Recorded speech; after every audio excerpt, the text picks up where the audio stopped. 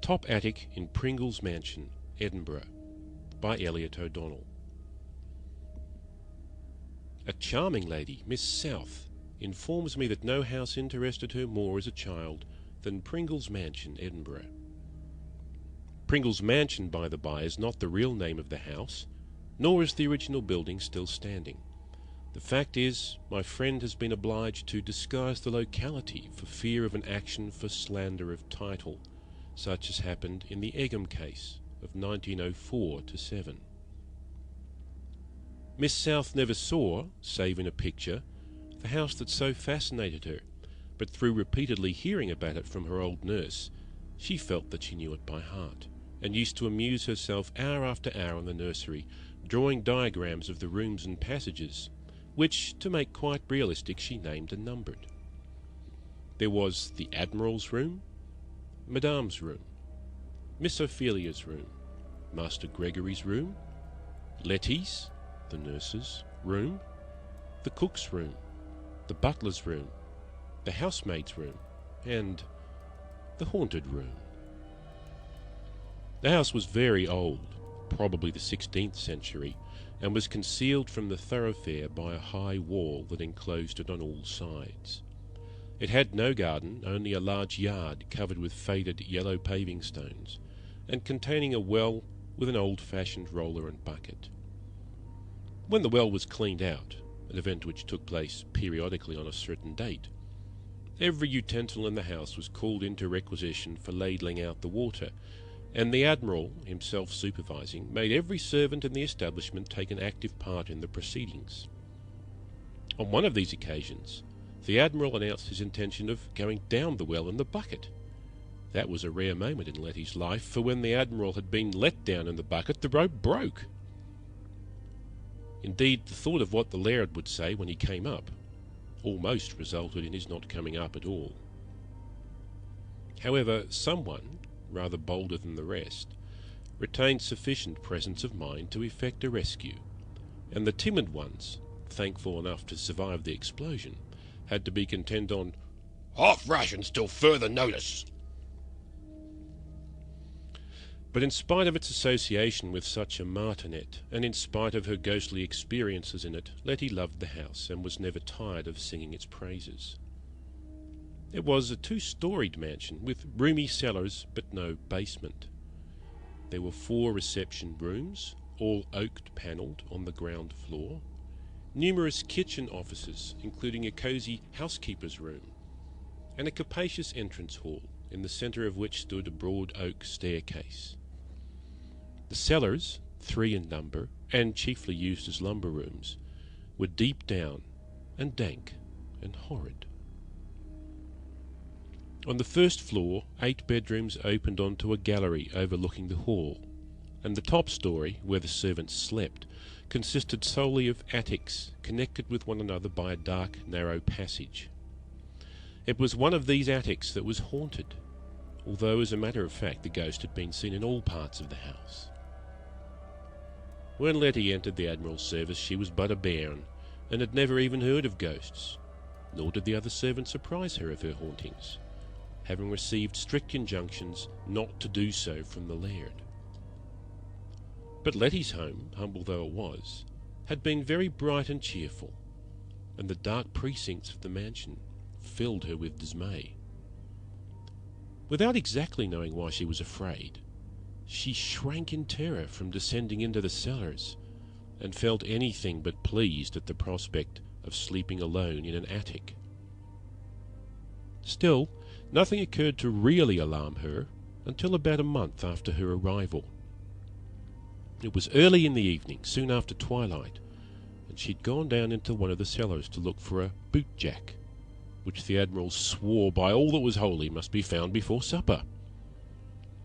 Placing the light she had brought with her on a packing case, she was groping about amongst the boxes, when she perceived, to her astonishment, that the flame of the candle had suddenly turned blue.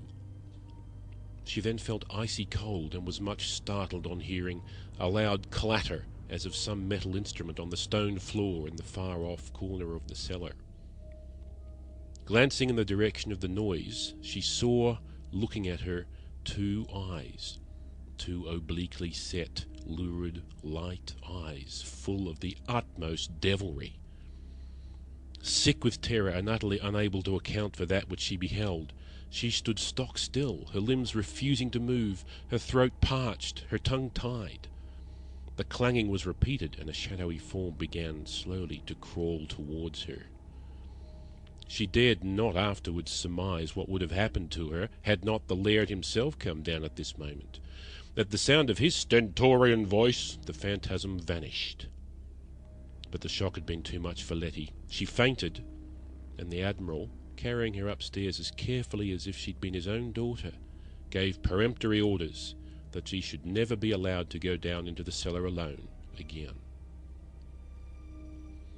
But now that Letty herself had witnessed a manifestation, the other servants no longer felt bound to secrecy, and soon poured into her ears endless accounts of the hauntings. Everyone, they informed her, except Master Gregory and Perkins, the butler, had seen one or other of the ghosts, and the cellar apparition was quite familiar to them all. They also declared that there were other parts of the house quite as badly haunted as the cellar, and it might have been partly owing to these gruesome stories that poor Letty always felt scared when crossing the passages leading to the attics. As she was hastening down one of them early one morning, she heard someone running after her. Thinking it was one of the other servants, she turned round, pleased to think that someone else was up so early too, and saw to her horror a dreadful-looking object that seemed to be partly human and partly animal. The body was quite small, and its face bloated and covered with yellow spots. It had an enormous animal mouth, the lips of which, moving furiously without emitting any sound, showed that the creature was endeavouring to speak, but could not. The moment Letty screamed for help, the phantasm vanished. But her worst experience was yet to come. The spare attic, which she was told was so badly haunted that no one would sleep in it, was the room next to hers. It was a room Letty could well believe was haunted, for she'd never seen another equally gloomy. The ceiling was low and sloping, the window tiny, and the walls exhibited all sorts of odd nooks and crannies. A bed, antique and worm-eaten, stood in one recess, a black oak chest in another, and at right angles with the door in another recess stood a wardrobe that used to creak and groan alarmingly every time Letty walked along the passage. Once she heard a chuckle, a low diabolical chuckle, which she fancied came from the chest. And once, when the door of the room was open, she caught the glitter of a pair of eyes, the same pale, malevolent eyes that so frightened her in the cellar. From her earliest childhood, Letty had been periodically given to somnambulism, and one night, just about a year after she went into service, she got out of bed and walked in her sleep into the haunted room. She awoke to find herself standing, cold and shivering, in the middle of the floor, and it was some seconds before she realised where she was. Her horror, when she did discover where she was, is not easily described. The room was bathed in moonlight, and the beams, falling with noticeable brilliancy on each piece of furniture the room contained, at once riveted Letty's attention, and so fascinated her that she found herself utterly unable to move. A terrible and most unusual silence predominated everywhere, and although Letty's senses were wonderfully and painfully on the alert, she could not catch the slightest sound from any of the rooms on the landing. The night was absolutely still. No breath of wind, no rustle of leaves, no flapping of ivy against the window. Yet the door suddenly swung back on its hinges and slammed furiously. Letty felt that this was the work of some supernatural agency, and fully expecting that the noise had awakened the cook, who was a light sleeper, or pretended she was, listened in a fever of excitement to hear her get out of bed and call out. The slightest noise, and the spell that held her prisoner would, Letty felt sure, be broken. But the same unbroken silence prevailed. A sudden rustling made Letty glance fearfully at the bed, and she perceived, to her terror, the valance swaying violently to and fro. Sick with fear, she was now constrained to stare in abject helplessness. Presently there was a slight, very slight movement on the mattress. The white dust cover rose, and under it Letty saw the outlines of what she took to be a human figure gradually take shape. Hoping, praying that she was mistaken, and that what appeared to be on the bed was but a trick of her imagination, she continued staring in an agony of anticipation. But the figure remained, extended at full length like a corpse. The moment slowly passed. A church clock boomed 2, and the body moved. Letty's jaw fell, her eyes almost bulged from her head, whilst her fingers closed convulsively on the folds of her nightdress. The unmistakable sound of breathing now issued from the region of the bed, and the dust cover commenced slowly to slip aside. Inch by inch it moved, until first of all Letty saw a few wisps of dark hair, then a few more, then a thick cluster, then something white and shining, a protruding forehead, then dark, very dark brows, then 2 eyelids, yellow, swollen, and fortunately tightly closed, then a purple conglomeration of Letty knew not what, of anything but what was human. The sight was so monstrous it appalled her, and she was overcome with a species of awe and repulsion for which the language of mortality has no sufficiently energetic expression. She momentarily forgot that what she looked on was merely superphysical, but regarded it as something alive, something that ought to have been a child, comely and healthy as herself, and she hated it. It was an outrage on maternity, a blot on nature, a filthy discredit to the house, a blight, a sore, a gangrene. It turned over in its sleep, the cover was hurled aside, and a grotesque object, round, pulpy, webbed, and of leprous whiteness, an object which Letty could hardly associate with a hand, came grovelling out. Letty's stomach heaved. The thing was beastly, indecent, vile, it ought not to live. And the idea of killing flashed through her mind. Boiling over with indignation and absurdly forgetful of her surroundings, she turned round and groped for a stone to smash it. The moonlight on her naked toes brought her to her senses. The thing in the bed was a devil. Though brought up a member of the Free Church with an abhorrence of anything that could in any way be contorted into papist practices, Letty crossed herself. As she did so, a noise in the passage outside augmented her terror. She strained her ears painfully, and the sound developed into a footstep, soft, light, and surreptitious.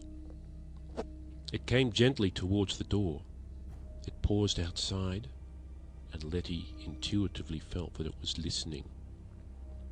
Her suspense was now so intolerable that it was almost with a feeling of relief that she beheld the door slowly, very slowly, begin to open.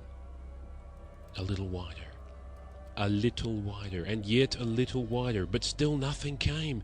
Ah, Letty's heart turned to ice.